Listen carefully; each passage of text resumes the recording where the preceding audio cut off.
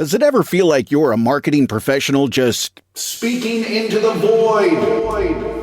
But with LinkedIn ads, you can know you're reaching the right decision makers, a network of 130 million of them, in fact. You can even target buyers by job title, industry, company, seniority, skills, and did I say job title? See how you can avoid the void and reach the right buyers with LinkedIn ads. Spend $250 on your first campaign and get a free $250 credit for the next one. Get started at linkedin.com/campaign. Terms and conditions apply.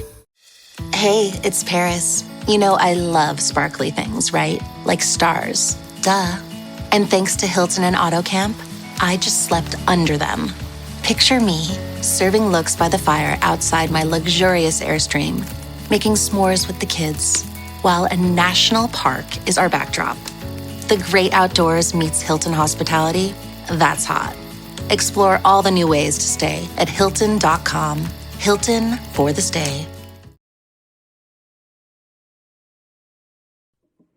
Hello, my name is Damon Friedman, co-founder and president of SOF Missions. As a 20-year veteran within special operations, I've gone through many challenges due to my military service and time in combat. We felt called to start SOF Missions to serve our fellow brothers and sisters in arms, focusing on suicide prevention and resiliency. Our mission at SOF Missions is to empower warriors to find purpose and be resilient. Since 2011, when we started the organization, almost 3 million men and women have deployed to Iraq and Afghanistan. Unfortunately, the scars of war take a toll on their psychological, physical, social, and spiritual health. Many veterans feel a sense of hopelessness and a loss of purpose when they return to civilian life. They feel isolated and alone, unable to reconnect. And in the greatest of tragedies, over 20 veterans lose all hope and take their own lives. Our goal at SOF Missions is to provide veterans the tools and resources so that they don't become a statistic. We offer a unique approach to combating veteran suicide through a whole health intradisciplinary model. The Be Resilient program is a 4-pillar methodology that addresses the areas of psychological, physical, social, and spiritual wellness. We provide care through 3 delivery methods: medical clinics, retreats, and educational training. Since we started back in 2011, we have been able to reach veterans in all 50 states and have served over 3,000 veterans through the Be Resilient program.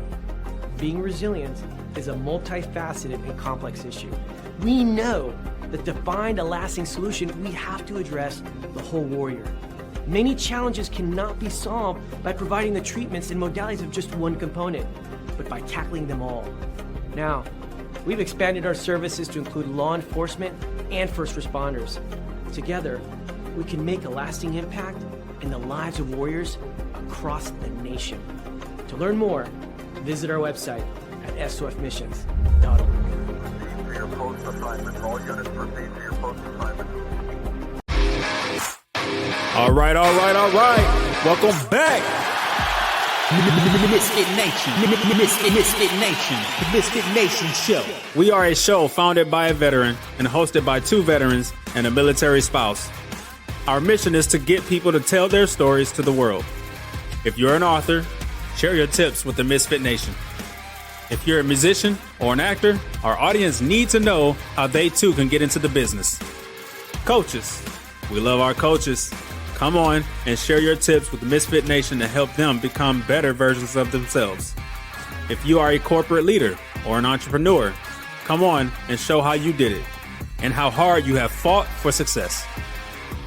If you are a veteran, first responder, or Gold Star family, we would love to have you come on and share your story with the Misfit Nation. We always have time for you. If you're feeling down, alone, or starting to see the darkness, stop. Think about those who are around you. You are not alone. You will be missed. If you feel like your problems will be a burden to those in your inner circle or feel embarrassed, dial 988. If you are a veteran, take option 1. We need you to keep pushing forward. Don't make a permanent solution to a temporary problem. If you are a new listener, welcome to the Misfit Nation show. Be sure to subscribe to our show on your favorite podcast app. Also on our YouTube channel at _MisFitNation. Subscribe and click the bell to keep you up to date on our latest episodes and all of our news. You can also find us on Heroes Media Group and About Face Radio. Now, let's get to the show!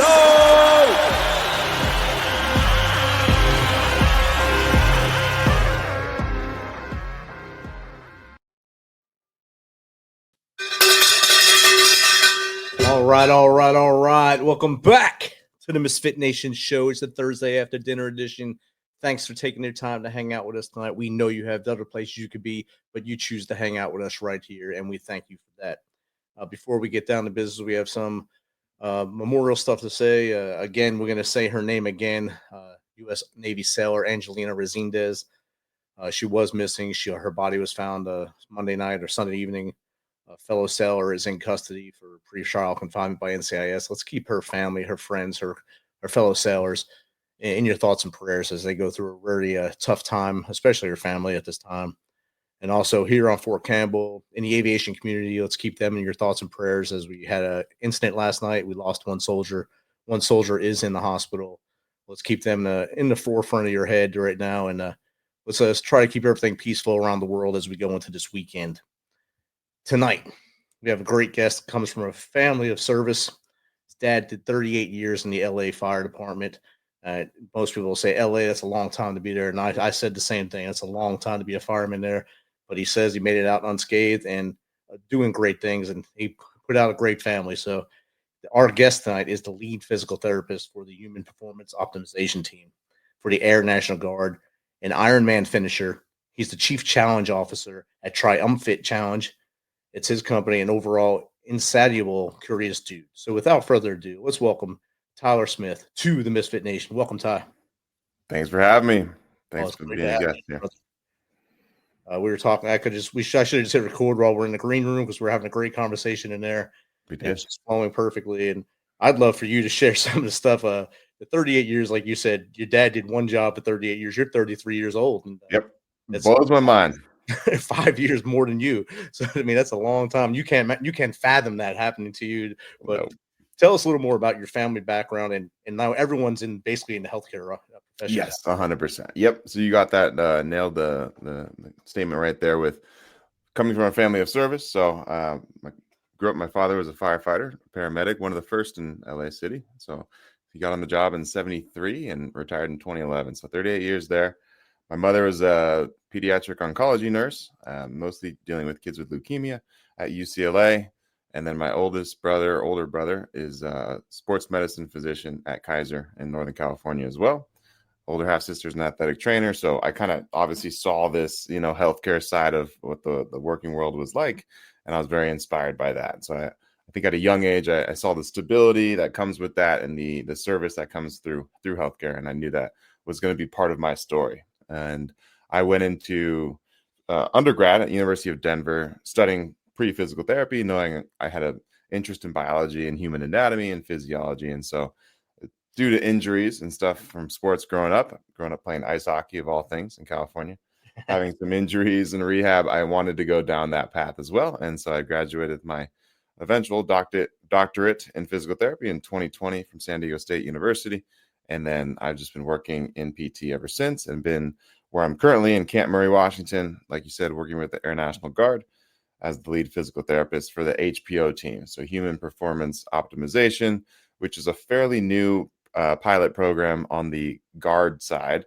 They've had things like H2F, so Holistic Health to Fitness, in different installations and branches of the military. But the HPO team is a fairly new one. So it's good to be a part of a new step, I guess, in that healthcare team for the military and for the Air National Guard. And I've been liking the job right now. So it's been great.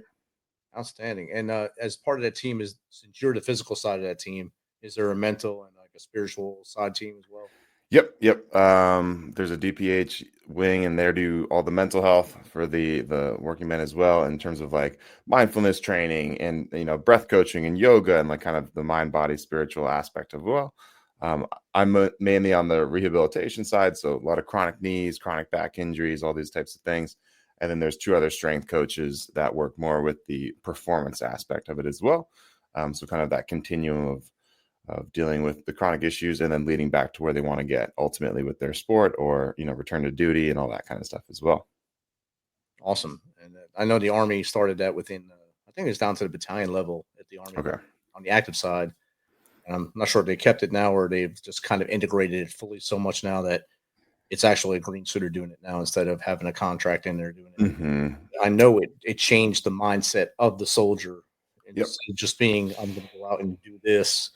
Now they know they're a high performing athlete and they have to get that body as a temple and keep it that way to move forward. Yeah, we're seeing a big evolution in the training, even in terms of the testing, right? So what they're doing now is the officer fitness test, the OFT. And so they're doing, it's like a more all-encompassing. It's not just a push-ups, pull-ups, sit-ups. It's agility test, and it's a deadlift, and it's a swim, and all these different types of things. So even on the Army side, you're seeing there's like a push, a pull, a carry. There's more like these functional tests that are happening now rather than how many sit-ups can you do in 2 minutes, and it's a very kind of rigid test that kind of leads to those overuse and chronic injuries that have plagued the military at such a high rate in the past. And most of those, like you said, the push-up, sit-up, 2-mile run, that was based off 1950s studies, 1950s physical studies, and the 1950s human. Right. 1950s human, it worked for them. But as time goes on, we evolve and we keep evolving. And it's awesome to have guys like you and your team make the airmen into actual, get that mind going that I'm an athlete. I have to stay in my top peak at all time. What do I do to keep this tempo going? And that's where your team comes in. That's outstanding.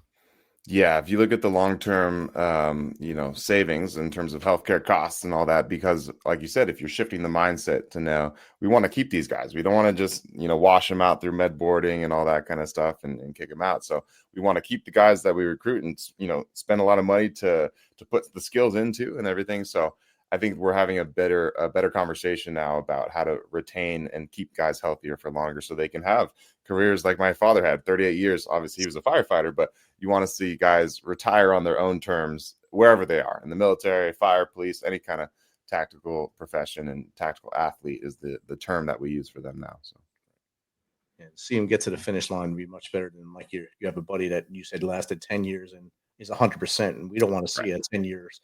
That's a 28-year-old guy that's 100% disabled. Right. That's not good. And no matter how you look at that, that's not good. Mm-hmm. Even if it's not something where he's limping all the time, it hurts to have that anecdote on your head saying I'm 100% disabled at 28 years old. Exactly. It's also a mind state, 100%. Yeah. So it's been tough. And also, I mean, we kind of gloss over that you're an Ironman finisher. That's a tough task in its own right. And to do that while also you're probably still studying or in your job at the time when you did this. It's not easy to do both. Yeah, I was working at 2 different jobs. I was doing some work it was orthopedics, but it was almost like a home health hybrid. So I was driving to patients' homes and seeing them. They weren't homebound, so they were technically like an outpatient general population. But I was doing that part-time, and I was working part-time at a sports medicine clinic in Santa Monica as well. So I don't think I would have done, where I am now, where I'm, 40-hour weeks and full-time, because I needed that flexibility with those part-time jobs to basically allow me to trade, because the Ironman training is at least a part-time job, right, as well. So when you're talking in the recovery and the fueling and the actual training. So that was the time to do it, because this was right after COVID, and a lot of the world still wasn't kind of fully up to speed. So this is in late 2020 when I got the idea, and then I was training all 2021, and I did the race in Cozumel, Mexico in November of 2021. So I was still able to be living with my parents, actually, which this is really the heroes of the story. Always my parents, living with my parents, working these 2 part-time jobs, and chasing this childhood dream that I had when I was 19 to do an Ironman. I told myself when I saw the Kona World Championships of the Ironman when I was 19 years old at home. And I had just come off shoulder surgery. Like I said, been injured playing ice hockey in between high school and college. And I was like, that seems like one of the most incredible things a human can do. As I'm sitting here recovering in a sling from a surgery, I'm like, that's wild. And I was 19. I was like, I want to do that at some point before I die. And so it happened to be when I was 29, 10 years later, when I had a classmate at San Diego State who was also into fitness and running. And he texted me right around the turn of the new year, 2021. Hey, when are we doing that Ironman? You talked about it at some point, right? And I was like, well, there's my resolution. This is the year I'm going to do it. So it all kind of fell into place in 2021 when it actually was able to happen. So very thankful that I was able to pull it off in terms of getting the training done and not succumbing to COVID or some crazy travel restriction before, because there's a lot of question marks, obviously, that had to go right to make it happen. So very thankful that I got to, check that off the list. That led to certain things and, a mind state that maybe wasn't the healthiest, that we can kind of elaborate on a little bit later in the podcast. But I am still thankful for that Ironman experience. And you see the red carpet and they say your name out loud. And it is a special feeling. I still remember even showing up to the race. You're there a couple of days before and there's 800 to 1,800 athletes all converging into this one place. And you look around you and all the starting line, you think everybody here has put in, who knows, God knows how much work they had to shift and the training they had to do and the sacrifices they had to make to be here trying to attempt a full distance Ironman. And you have this level of respect that I'm sure you can relate to in the military with guys that have gone through all the training that you've done in basics and all like that. So that level of respect, I think, was really apparent to me when I got there, and just to have the full experience was awesome. So very grateful. Definitely. And you said something earlier, to have that time to heal and to make sure you stay injury free during it. That's something a lot of athletes or a lot of people who sign up for these races don't understand when they go into it. They think, I see, like you watched Kona. Kona looks amazing when you're watching it on TV because you're not in it. You're not in the fight. You're not running. You're not swimming. You're not biking. You're not doing all this stuff. But then when you're trying to do all that and train and then also have a day job. Yeah. Right. How did you find the happy medium to keep yourself healthy and pain free while doing the whole thing? Well, that's a great question. Fortunately, like I said, I worked as a physical therapist as my day job. So I kind of I know a little bit about overuse injuries and proper running technique and form. And I get so much schooling in that when I was in grad school. But so very fortunate to have access to those things, to have access to a TENS unit and laser therapy and all these things at my job. So it's like, oh, my Achilles is starting to flare up. Why don't I just hit it with a Theragun and then do some laser after, So I was fortunate to work in a setting where rehabilitation and recovery is the main focus. But it is tricky because, I'm the kind of guy that if I have a dedicated training plan, I want to hit every single day and I don't want to miss whatever it is, even if I'm having, maybe a little bit of a flare up of something. So I got into a tricky situation, maybe 6 or so weeks, kind of like in the peak week of training before the race, where I kind of flared up an Achilles issue and had to kind of back off and do some more elliptical work than running over ground. So it even happens to people in the rehab world, but that's more a factor of my stubbornness than anything else. So I'm the kind of guy that will try to train through most things. But like I said, there was the minor things that here and there that every athlete's going to experience. But as long as you're really taking in, your overall training load, stress, and that kind of stuff, and doing all the other major pillars, taking care of your sleep and nutrition, then there should be a higher likelihood chance that you'll end up on the starting line pain-free and ready to go. Oh, definitely. And I mean, I never did an Ironman. I did a sprint. Yeah, did a sprint up in Maryland, Maryland, and I did one in Maryland and one in Asbury Park, New Jersey. Okay. I was still active duty when I did it, and I was still coming back from getting wounded in Afghanistan. Right. So I was just trying to push myself, challenge anything that popped up after I got wounded. I'd say challenge accepted. I'm going to do this. Wow, that's a great mindset to have. Challenge accepted. I like that. I didn't really go through the right rehab for my knee after I got wounded. Yeah. I just pushed myself to, I'm going to run this marathon. That's my goal, to a marathon again. Yep. And I did that. And I mean, I pay for it now. Sure. Then I was just 100% adrenaline, and I'm going to go do this because you know why? That guy can do it. I can do it. Right. And I'm a soldier. I can do this. I'm the best. I can do this. I am the best and do this. And and you just go through it. I didn't train right for either try. Okay. Marathons, I trained right for 2 of my 7, and those 2 are the 2 I got hurt in. So the ones I didn't train for at all, I had no problems. I trained interesting. The ones I actually wound up with injuries. So it's a wild ride I had. Yeah, that is interesting. Are you ever going to contemplate doing another triathlon? It's in my head. I got to wait till my knee. My knee now is going through. I'm doing rehab on my knee now. Okay. Trying to make sure it's actually strong enough and in the right form. And my mind's for it, but Okay. That I'm looking forward to. I like that. Yeah, gotta get the mind and body right. They have to cooperate. That's for sure. Especially as I get older, it starts talking to me a little more now than Mhm. I used to ignore it pretty well. Now I can't. Exactly. It does get harder. Yeah. Those little things, those become big things if we don't address it early. But it's good. It's good that, yeah, like you said, you're taking some more time for it now. And hopefully it's able to at least be functional with running even smaller distances and keeping you fit enough to not have to worry about it all the time. But yeah, definitely taking care of those early makes a big difference. And if I knew then what I know now, I probably would be healthier now. Mm-hmm. Learn life lessons as you go. And you luckily had the background of your schooling to get you through kind of the hurdles as you were getting ready for your Ironman. And that's a big plus for you. Not everyone doing it does that. Have you coached anyone else to do an Ironman or given them advice along the way?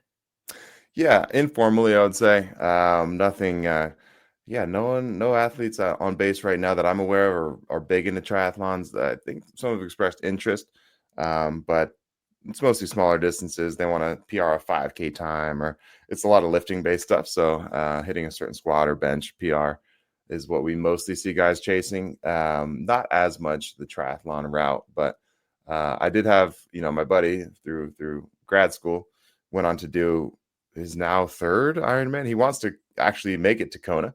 So nice. That's his ultimate dream. And the fairy tale ending with him is being, qualifying for Kona, the world championships in the Ironman. So he's still getting after it. That guy's the most disciplined. He's not in the military, but for all intents and purposes, he, displays that mindset with his training because he's up 4:30 every morning doing his workout before he gets to work full time as a physical therapist as well. So just informally through friends that I know are interested in maybe, potentially doing it one day, but not any formal coaching at the moment.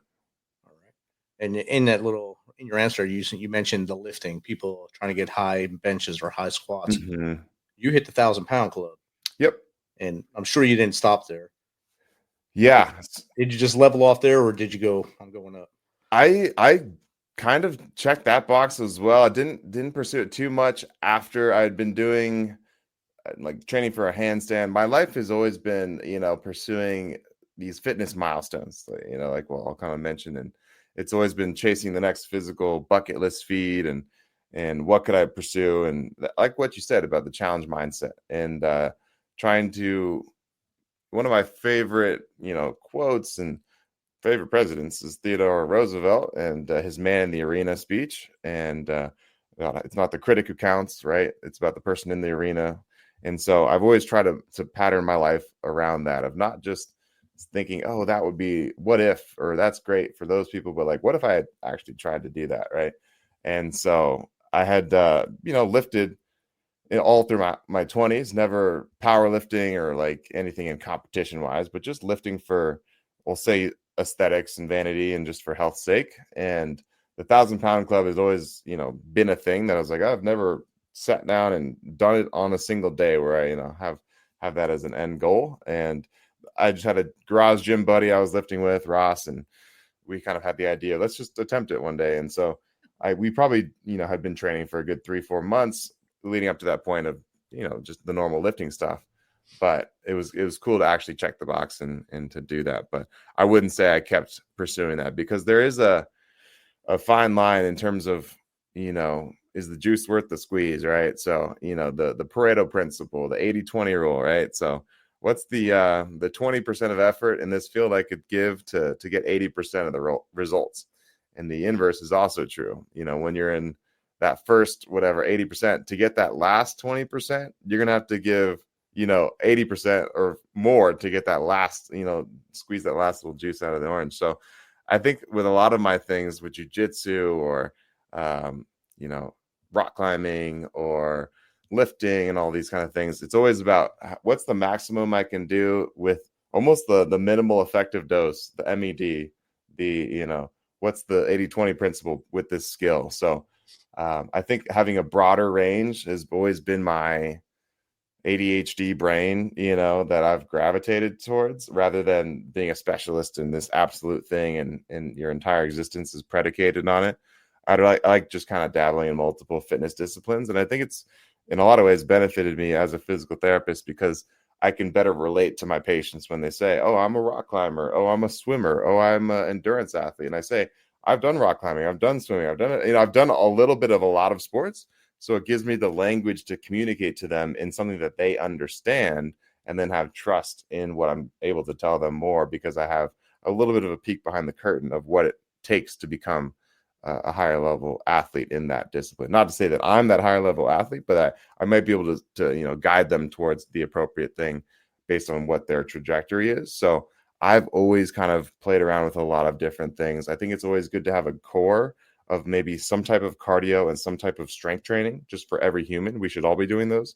But how that looks, weekly, monthly, year after year, I think it's good to play around with those so you avoid those, again, overuse injuries. You keep it interesting, you keep it exciting, and you keep progressing in some sense, because that's what motivates me to keep going, is that progression and just seeing some, if I could do it in a community aspect where I have other people behind me, that's even better. That's the ultimate form of progression. Heck yeah. You get the community behind you and then trying to emulate you and do the same things you're doing, or even past what you've done. That's the ultimate goal. And by example. What were your numbers in the 1000? Yeah, the back squat was 350, the deadlift was 450, and the bench was 275. So never liked back squatting. I had, like I said, 2 shoulder surgeries. So even getting into an external rotated position with the bar behind your back is just not comfortable. So I do 99% of my squatting as front squats since I've been 18. And so I've never had a great squat. I could maybe, if I really cared, it would be cool to have a 405 just to say I put 4 plates on there, I guess. But I don't think that's, really going to happen. And then the deadlift, 450, that was hard, but I'm glad I got that up. And then, the bench, again, not the greatest with the shoulder. So, but I was able to do it. It was like a 1075, so 1,075 pounds or something. Someone could check the math on that, but enough to do it. So I was happy for that at the time. That was in 2022, about three years ago. That's outstanding. Still, 1075 is better than most people do. And you didn't quit. You went through even with the issues with the back squat. You still got into it, so that's good. On your Podmesh profile, your tagline: "I want to be a weaver of people who train for a higher purpose, beyond muscles, but for meaning, beyond VO2, but for virtue." Explain that to the MisFit Nation. Yeah. I'm glad you brought that up. So along with the fitness in undergrad in 2022, I got really into poetry, spoken word poetry, because I went to a couple slam poetry events in Denver where there's a competition style poetry, and you have 3 minutes, 3 pieces, and you're performing for an audience, and they're voting, who's doing the best. So I've always, a lot of times, as my creative outlet, words have come to me, or I like to think of words as a puzzle when I'm thinking through getting ideas on a piece of paper. And for better or worse, that's what my creative outlet has been. So when I was writing that, again, it came through as a poetic way of how I now want to see myself. I've kind of progressed through the fitness space, through the aesthetics, through vanity, through performance, through chasing times. And now I'm kind of in a blend of multiple things, but now it's more about chasing purpose, chasing legacy, and not just chasing a 6-pack for however short-lived that is. And it's not to say that those are the worst things. I think those are things that motivate people at different times in their stage of fitness. And that's great. Anything that gets you moving is ultimately productive. But I did come to the realization that if I just did what I was doing at the time, which was, I want to be in 1,000-pound club, I want to do a marathon, I want to do an Ironman, eventually there would come a day where I would die and no one would care what my mile time was, and no one would be at my funeral because it's only interesting to me, So I guess there's some, secondhand inspiration that people can take. That's great. But I think there is something more important at a certain sense of being fit for a reason, for a purpose, a stated purpose.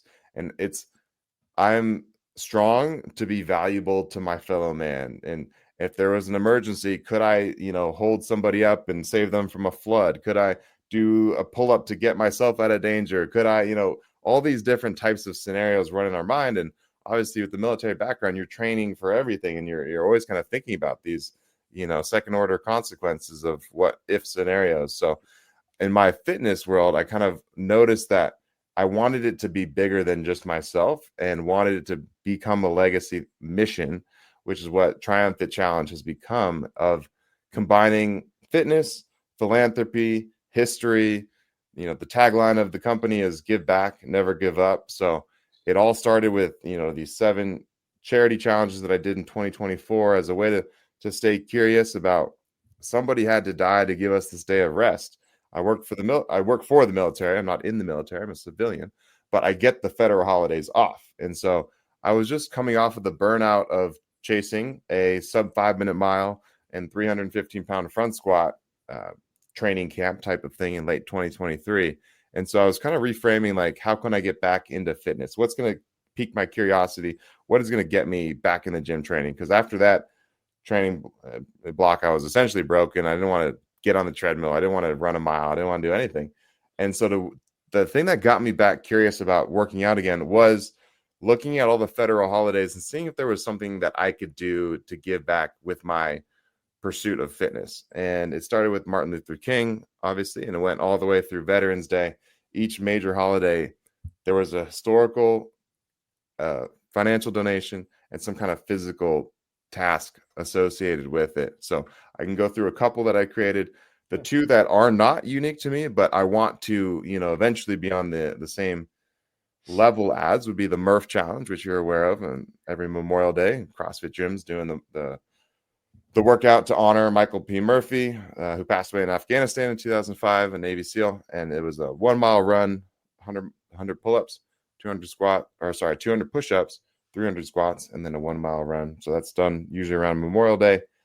And the 911 Tower Challenge is also something that already exists in the world that I also do to commemorate fallen firefighters from 911. So that's 110 flights of stairs that you walk up and down in a timed event with a vest. So those are the 2 that already exist, but the 5 that TriumFit and that I created myself is the Martin Luther King Selma to Montgomery Challenge. So that's a 54-mile walk, run in 54 hours to honor a 54-mile march that he did in 1965 for the Voting Rights Act for African Americans. So that's the MLK tribute. The Cesar Chavez tribute is a 2.8-mile farmer's carry with half of your body weight in dumbbells or kettlebells, because he was a farm workers' rights advocate in the 1960s as well. And he marched 280 miles from Delano, California to Sacramento, California, advocating for farm workers' rights, for a union so they could have bathrooms in the fields, and a slight increase in their pay from $1.25 to $1.40 per hour. So they were working hard in the field for almost nothing. So that was the Cesar Chavez tribute that I do. And then there's a Juneteenth tribute, which is actually coming up next. And that's going to be a 9 to 19 mile walk. And at least a mile of that has to be barefoot, in honor of the average runaway who would walk 10 to 20 miles daily on the Underground Railroad towards their freedom. And Harriet Tubman herself made 19 trips to the South in her lifetime and freed over 300 people through the Underground Railroad. So that 19 is a significant number. Obviously, Juneteenth is June 19th. And then the 9 miles is the lower end of that range, again, because of the average distance that they would walk daily. So that's the next challenge coming up. After that is the 4th of July Feast and Fast, where there's an eating challenge and a 24 to 48 hour fast. And that's just to kind of understand the duality of America with abundance and absence that a lot of people still struggle with. And then we donate to Action Against Hunger as the cause for that. And then there is the 911 Tower Challenge. And then Veterans Day is trench warfare. So that's building a Marine Corps fighting hole. So it's a trench that's, 2 feet by 6 feet and a chest deep. So you're out in the field digging actually, a trench as like a life skill to have. And then we donate to my buddy on base here is a TACP, and he volunteers at this thing called Soldiers on Single Track. So it's a mountain biking organization that gets veterans suffering from PTSD back out in the field or in the world of fitness, and specifically in nature through biking, mountain biking. And so we donate to that as well. So every challenge, yeah, every holiday is a major way to remember and commemorate the past through something hard physically and through the history of something that makes it relevant. And then there's a from the entry tickets that people sign up to partake in the challenge, a donation to a relevant organization as well. So that all started just out of curiosity and how to get myself out of this whole burnout and depression situation in late 2023, because I had just been chasing these different milestones with my fitness that would lead me to feelings of exhalation in the moment, and then there would be that dip of like, okay, what's next? And it's now I just see my year differently laid out. I still sign up for Spartans. I still do 5K charity challenges and things like that, but I do have a better filter on my fitness now through building this thing TriumFit, which I want to see grow into more of a a national movement of honoring the holidays, not just with a beer and kicking up by the beach with our shoes off, but to really think about how we're very lucky to have these days of rest that we have in the U.S. Definitely, and you have a couple good ones in there. I'm gonna go to the fast and feast and fast. Yep, exactly. You do the feast and fast one. Do you bring say a local food truck or something in to do the feast portion, or do you have a certain meal? I'm going to have to think a little bit deeper about this one. The feast and the fast is the only one that's not really historical in that sense. It's mostly just a challenge for challenge sake, so it's something I saw, on the YouTube sphere and of fitness influencers doing a 10,000 calorie eat and a 10,000 calorie burn. And if you could do that in one day, then you would succeed. So you're trying to eat and burn that many calories in a day. So the TriumFit challenge is doing either, if it's a silver division, it's a 5,000 calorie eat and a 24-hour fast. But if it's a gold division, there's just the two tiers that I have in my challenge. If it's gold division, then it'd be a 10,000 calorie eat and a 48-hour fast. And so the broader meaning I give to it is, like I said, the abundance and deficit that we still struggle with in America, of the haves and have-nots and the polarity of that. But there is not a significant historical landmark I can tie the calories to. But if I can do it, that would be every year I could do a different theme of the calorie eat, where I could do, like you said, like I'm going to eat 10,000 calories of only local taco food trucks or something, and this could be a fun one, a really viral one with like friends, right? Obviously, it's like everyone gets together and we all meet up and we eat part of the feasting challenge together, and then the fasting is not very viral. We're just doing that to suffer. But I'll try to think of like you said, I like the themed idea with a lot of these things, so it keeps it fun, it keeps it entertaining, but ultimately it just reminds me of the abundance that we have. And sometimes it's good to go without. I'm a big fan of that mentality, in terms of, I think I got that from a lot of the Stoic mindset, Epictetus and Seneca and Marcus Aurelius and all these kind of people that have written a lot about Stoicism. And it's a good software to run with your brain, in the sense that I'm a big fan of just every once in a while going without something that you've become accustomed to. So let's say you have coffee every single morning. You just always have coffee at 6 a.m, and that's how you start your day. Well, what if for a week you just challenge yourself? I'm not going to have any coffee this whole week, or 30 days, right? 30-day challenges are kind of a good timeline for a lot of things. And just to see, because it gives you a better appreciation for that thing when you eventually reintroduce it to yourself. So I just find, and especially even with food, obviously, I think a lot of our history, we didn't just have drive-thrus and McDonald's around every single corner 24/7. So I think there's a thing that we've lost in America about fasting culture. It's in every religion, so there's these kind of cultural, memes that have lasted for this long. It's probably important in some, deeper sense. So times to go without food and to really appreciate what we're putting into our body, I think, is also good. So it's kind of a nice thing in the middle of the year to have that feast and fast, and to understand that these things matter, and we have it pretty good in America. So, and if you travel anywhere in the world, you realize that very quickly. Once you step off a plane somewhere else, you'll understand how good you have it. Right. And you'll stop complaining. Well, you'll still complain, but not as much. Not as much, hopefully. Yeah, exactly. Still complaining, but you'll find something. Right. not as much as you used to. And you talked about the TACP at the first video of the show there with SOF Missions. Damon Freeman, he's also a TACP that started the organization. Great dude, and it's a great organization. If your friend wants to look him up, I will. Maybe go down to Florida and go on a retreat with them. Okay. I recommend it. Definitely will recommend that. Yeah. That's sofmission.org. Is that the organ? Missions. Okay. Gotcha. Very outstanding organization. And also in April, if you have nothing in your April toolbox, the Mannion WOD. After Lieutenant Travis Mannion, United States Marine Corps. Okay. He was taken from us on April 29th, 2007. Okay. They started the Mannion WOD, which is 400-meter run, 29 weighted back squats, repeat 7 rounds. Okay. This is in March every year? April 29th. Between April 20th and 29th. It happened on 29th, so. 100%.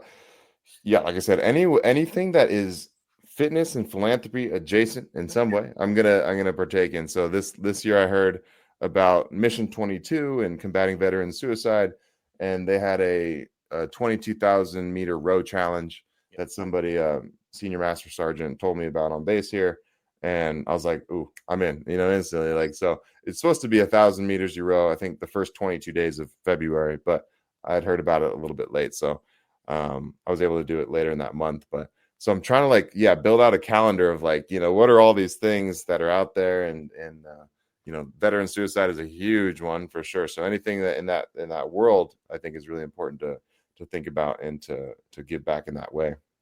Definitely, and I think you're doing great with your challenges. I like all of them. The Harriet Tubman one. I like how you do the historical research. Yeah.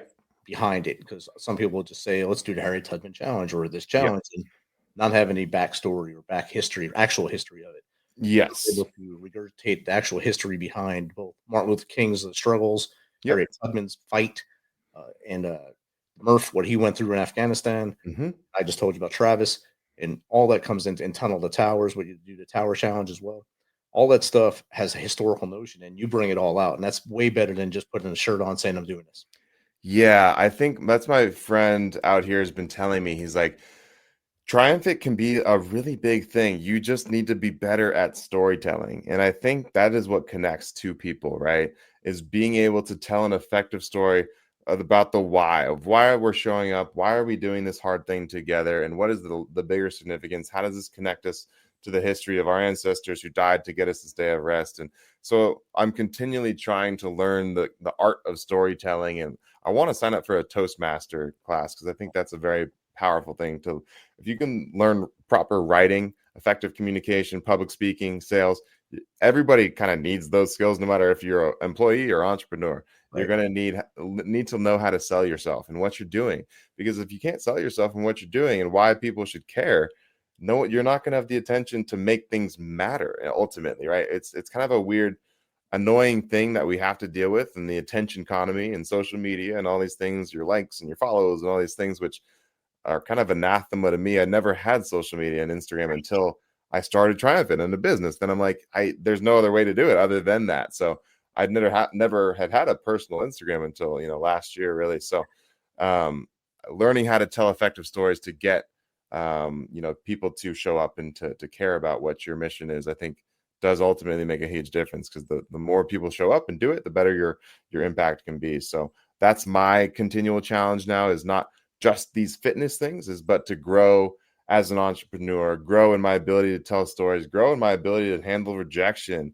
and put myself out there. I mean, there's so many things I'm learning about myself through this process over the last 12 months, really, since TriumFit got going, about my own insecurities and am I the leader that can take this farther, or who can I bring onto the team, and delegation. And I haven't really gotten to that stage. Obviously, I should at some point, obviously, to make this the thing that I want it to be. But it's small going right now, and I just need some people behind me that can help, to get the mission out. But I'm learning.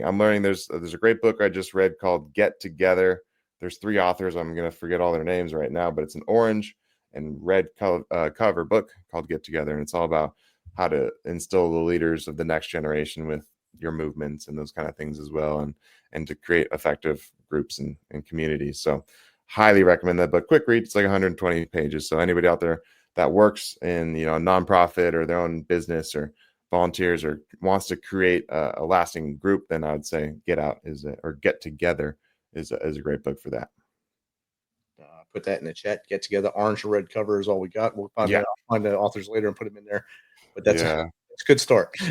Exactly. Yeah. Oh, I'll find the authors. I feel bad for. Find it real quick. Yeah, it's gonna be outside. Bailey Richardson, Kai Soto, and Kevin Huynh. Yeah. So if you just want to put Bailey, Kai, and Kevin mostly. Kevin. Yeah. Great book. We got a question from the audience for you. Yeah. It's from Mel Money P. You've conquered some of the most grueling physical feats out there. What was the moment that made you realize performance alone wasn't fulfilling anymore? Ooh, Thanks. That's a great question, Mel. The singular moment, I think it was 2023. I think that's kind of what broke me. And I realized I was going down a bad road that I would either just become David Goggins or I would just die, and so it was a road I didn't want to go down, seeing, he's always got a phrase, I'm a engineer of dark matter, he's just the David Goggins kind of freaks me out. He's a great book, great guy, but I didn't necessarily want that for my life. So I would say that singular moment where just chasing these numbers was late 2023, that sub 5-minute mile and 315 squat project. That ultimately I hit a 505 mile and I did hit the squat, but it took about everything I had, and I was losing, time with friends and all these kind of things, relationships and all these things. So it was going a little bit too hard into the training aspect of it. So that's when I realized I couldn't just train performance for performance sake, and I wanted to start creating more of a fitness movement community and training with other people. And I've gotten a lot of experience and a lot of joy from joining run clubs. So Tacoma Run Club meets every Sunday at Anthem in Point Ruston. So I'm going out there, I'm running with other people now. I'm not just this, lone wolf mentality. I think that's killing a lot of men, and it's a big mental health thing as well, just because we put so much on our shoulders of I have to do this, or I'm not living up to the standard. But I think it's a lot easier if you have a team behind you, and that's what's going to ultimately push you further. So I'm finding in my own evolution of fitness more of a social and community and group mentality with some of my training, which has helped significantly personally. And now when I do have a performance goal, I try to tie it back into some kind of philanthropic aim or giving back aim as well. So there's two kind of parts of TriumFit. There's the charity challenges. There's the Champions League. So the Champions League is a separate division of TriumFit, and it's like fitness accountability coaching. It's like a private mastermind group. There's a Discord channel. There's different levels of coaching. It can be one-on-one calls with me. It can be group Zoom calls, and then a Discord channel. And so people select a 90-day mission or a challenge, and then they select a daily activity they want to do towards that end goal. And 10% of the profits from those membership dues go to givedirectly.org. So it's basically a group of 30 people on a Discord chat that are all trying to strive together and help meet them hit their fitness goals together. And so this is kind of the first cohort that I'm rolling out now, coming in July 1st of 2025. And so my performance goal that I'm going to tie to kind of like a high stakes thing is going to be hitting a 5K in under 19 minutes. Because I have a friend, Gideon, who does some track workouts with me. And he's like, what if we did that together? That'd be kind of a cool thing. So the stakes that I'm putting on it, though, is if I hit my goal of a sub 19 minute 5K, then I'll donate $250 to givedirectly.org.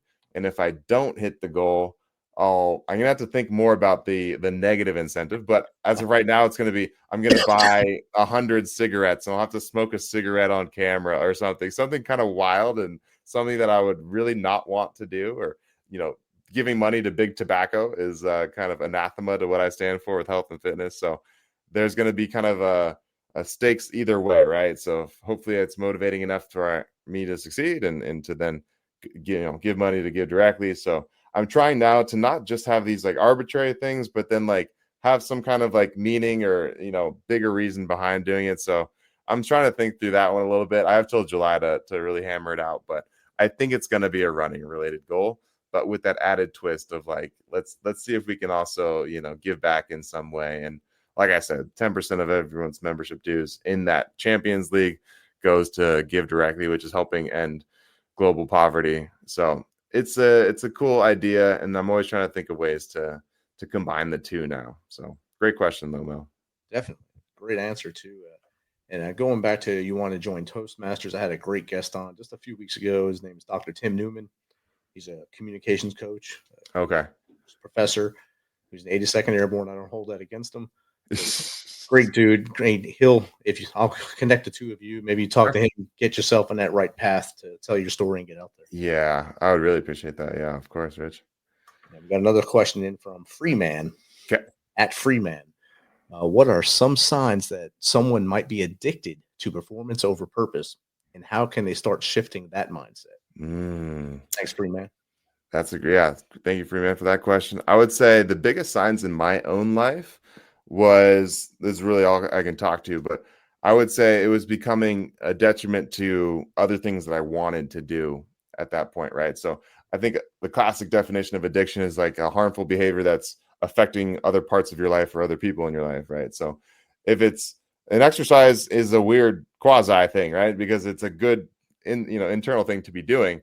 But if you do it with the wrong mindset or kind of do it to a certain extent, it can harm other relationships in your life. Fortunately, in late 2023, I don't have a wife, I don't have a kid or any of these things. So I'm not neglecting these really significant relationships, but even little things like calling your family back home or, going out and enjoying the city you live in and all these types of things. Because if you're in the gym, I was doing like a 2-hour training in the morning and a 2-hour training in the evening. So it was like 4 hours of training for about 12 weeks to hit this goal. And so I was just seeing other things and relationships fall off because I was so, singularly focused, which again can be a coin flip of is that a good thing or a bad thing, right? It's obviously led me to where I am now. But I would say the biggest signs of people going down that exercise addiction or performance being the main thing that they're kind of striving for over a lasting purpose is how much they're isolating themselves, right? So if you're the guy, this is why I don't want to do bodybuilding, right? Because the amount of diet that you have to be restrictive of is incredible, right? You're counting every single calorie, and for a short amount of time, that's fine. But to get down to 6 to 8% body fat, I mean, there's no way it's not supposed to be sustainable. And so you're missing out on a lot of social, utility of just having friends around you and being very, less hyper sensitive to all the different kinds of foods and sociability, right? So I would say the biggest thing I noticed in myself was just isolation, because I was either training or I was recovering for the next training session. And so I wasn't able to do anything outside of that. So I would avoid that trap. Like I said, if you can find a run club and you can have a performance goal with a group of people, or a couple of people by your side, I think that's just a cooler way to do it. So I'm training for this 5K performance goal with my buddy Gideon. And so we're going to try and do it together. And I think it's going to make it more of a meaningful thing where you can combine a lot of different spheres, not just the health sphere, but also your social sphere and community sphere and all these other things that matter intrinsically to us humans holistically than just, being a certain body weight or whatever that is. So good question. Definitely. And I think if you train, like you said, find that club, find that local running. Mm-hmm. Now you're in a community, you found your people, and you kind of build your tribe and move forward. And maybe after you hit that 5K goal, maybe they have just challenged you to get to the 10K, half marathon level. Mm-hmm. You keep challenging each other or pushing each other to greatness, or push each other to success. And it doesn't stop if you're all positive. 100%. And I think with what you got going on with TriumFit, with your mindset with that and where you want to go with that, getting that club will really help you grow TriumFit as well. You're right. Yes. With that run club, my other friend, gave me a great, piece of advice. He's like, well, you work every day with, the human performance team with the military. So if you could do, add value to that group through maybe like a injury screen or like a prehab, right? So run injury prevention that meets before they meet and go out for their run on Sundays, then that would be a great way for me to add value to the run club and for me to then get the TriumFit name out there about what I'm about and how I'm, not just training to get you back from injury, but training you to have, a peak performance as well as purpose behind what you're doing. So that's kind of my next, way to get out there into the community, is to think of ways that I can not just extract and get my name out there, but also provide value. Because I think if you're taking care of the people around you, then they're going to take care of you. We're kind of wired that way, right? So I'm really trying to think of these ways that I can give back to these organizations in a way that everybody's benefiting in some way. And so another big thing, in addition to run clubs, has been an organization called F3. So you can look that one up as well: Fitness, Faith, and Fellowship. And their big mission is to plant, grow, and serve small workout groups for men for the invigoration of male community leadership. And so this is, again, started by ex-military Army guys out of, I think, North Carolina in 2011. And they saw kind of the writing on the wall in terms of male loneliness, isolation, lack of male strong leadership. And so they started F3, and there's all different kinds of clubs across the nation where they meet up. It's always free. It's open to all men. It's held outdoors, rain or shine. It's led in a peer rotating fashion. And there's one more core tenet. I'm forgetting it on the spot, but there's one more. Yeah. And it's been great because I've been going since January of this year. And I've met a lot of cool guys there. There's a lot of, military culture as well. You're all working out in a group and, counting your reps and cadence. And so it's kind of funny to see that, your office worker also counting in cadence, like they're in basic training in military or something. But I would say, yeah, for other people out there, those have probably been the biggest things that have shifted my mindset since late 2023, 2024 is again, finding groups that you can train with each other, especially if it's a male group. And something, the fifth core tenet, it always ends with the COT. So a circle of trust. And so that's where you can say something on your heart, things that are going hard in your life. My wife has cancer, XYZ, like all these kind of things that men are too afraid to share otherwise. And so F3, run clubs, all these types of things can check off so many more boxes than just a performance goal that you can kind of become obsessed with to the detriment of everything else in your life. Outstanding. I just put f3nation.com in the chat. Yep, that's it. You guys can check it out. It actually has a link on there to find one. There's tons of AOs, so areas of operation, and you'd be amazed how close some of these can be to you. But great groups of guys at every single one, so definitely check out one of those. Again, it's held outdoors, free to all men. Just go check it out and hang out. Just go out and hang out and find your tribe. And yeah, if it doesn't fit, there's something else out there that you will fit in. Don't quit. Right. Keep moving forward. Ty, we've blazed through an hour here. It's outstanding, and I love doing that because it was just it was a good conversation. And I think the audience got a lot of it. I got a lot out of it. Now you're going to be on the hot seat here. Sure. We always ask our guests at the end of the show two things. First thing is, what's the best way for the Misfit Nation to get in contact with you if they just want to chat with you, or if maybe they want you on their show? Sure. Yeah, 100%. If you want me as a guest, or you want to just hang out and chat after the show or email or something like that, the best social platform to find me on is my Instagram. So that would be TriumFit Challenge. So that'd be TriumFit_challenge on Instagram, or you can find me at triumfitchallenge.com. My email is triumfitchallenge@gmail.com. And so that comes just from a play on the word triumphant fitness challenge. So TriumFit Challenge is the way I abbreviate it. But yeah, shoot me a DM on Instagram. That's the most active platform I have. Shoot me an email if you want to get in contact about potentially being on a podcast or otherwise. I do have a Pod Match profile as well. That's on my website under the About Me section. So that's how you can directly reach me through that platform if you want me as a guest or anything like that. But always interested in collaborations and getting the word out there about, like you said, weaving people together for a bigger purpose, purpose-driven fitness, and meaning over muscles. So that's what I'm about.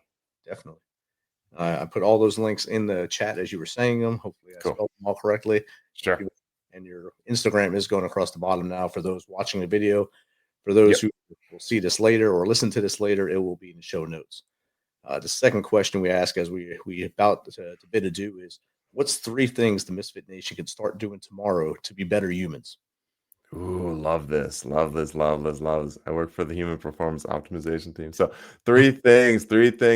I'll try to, should they all be from a fitness category, or is there categories, or what do you think? Whatever. Okay. I would say the biggest things that I've noticed in my own mental health, habits that I have would be waking up early. I'm not good at it, but I feel so much more productive. I feel so much worse when I sleep in and hit the snooze button. So that'll be the challenge, everybody listening this week, is do not snooze your alarm for an entire week for 7 days. My goal is always to wake up at 5. I failed today, I'll be honest, but I always feel better. So I would say 3 things to do better. Wake up early, or don't hit the snooze. Whatever time you wake up, doesn't have to be early. Just stop snoozing, because you never get good sleep after you snooze. Stop snoozing on the snooze button. I would say do one hard thing a day. So how that looks in my life is I do a sprint hit interval challenge. So every day I do a 5-minute interval of 20 seconds on, 2 minutes off, and I repeat that 3 times. It could be any modality: sprinting, air bike, a rower, a skier, whatever you want. Do one hard thing a day where you get your heart rate elevated. Stop hitting the snooze button. And the last thing I'll say is turn your phone off at 9 or at least an hour or 2 before bed. If I do those 3 things, wake up on time, I get one hard thing in, and I turn my phone off, that sleep then allows me to conquer the next day. So win the morning with the early rise, win the day with the workout, and win the night by turning off the Instagram and the notification. I'm telling myself these things, but they work because they work. All right. Outstanding, Ty. Thank you for hanging out with us tonight, Ty, and the Misfit Nation. Thank you for your questions. There was more questions out there. I couldn't get them all in, but we appreciate you throwing them out there. I think Ty actually answered most of those questions that you sent in. And I appreciate you taking the time, Ty, to come and hang out with us all the way from that left coast over there, hang out with us here in the middle of America. And if you ever get out this way towards Indiana again, let me know. I'm up there training a lot. So perfect, brother. We'll do it. Thank you so much for having me. I really appreciate your questions and your patience relaying my long stories. And I talk too much. I apologize. Hey, you said you can't tell a story. You just told your story a lot there. And I think you're doing well. Thank you. Thank you, sir. We are our biggest critic, and we'll get you to the right spot so you can look in the mirror and say, I am that guy, and do it and push forward.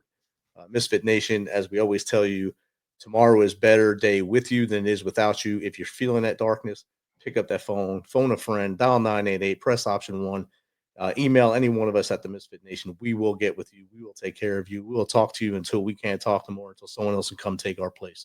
Until next time, be humble, stay hungry, and keep hustling.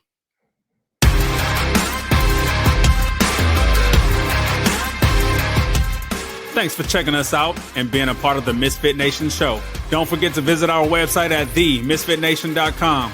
That's themisfitnation.com. Check out all our past episodes and get some of the great Misfit Nation gear for you and your family. As always, be humble, stay hungry, and keep hustling, because we are Misfit Nation. Misfit Nation.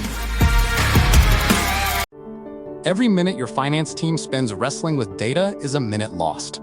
Insight Software's AI-powered insights instantly move you from complexity to clarity. Automated analysis, real-time reporting, strategic recommendations, all at your fingertips. Transform how your finance team works and watch your business grow. Stop wasting time. Start making smarter decisions. Learn more at insightsoftware.com/AI.